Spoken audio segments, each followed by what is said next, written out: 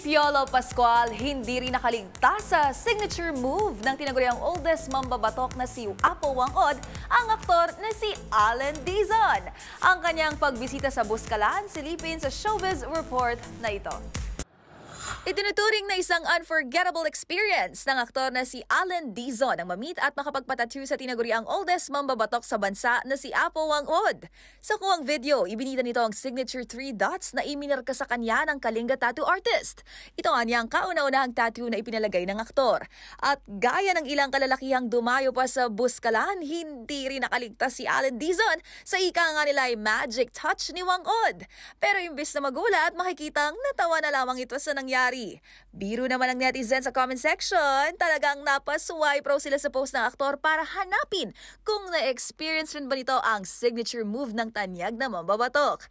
Magunita na nito lang Marso, hindi rin nakaligtas ang aktor na si Piolo Pascual sa mabilis na kamay ni Wangod.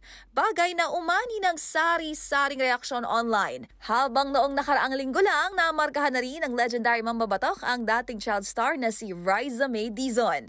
Ang iconic 3-dot design ay representasyon na niya ng tatlong henerasyon ng mambabatok, si Apo Wangod, Grace at Eliang na kanyang mga protege.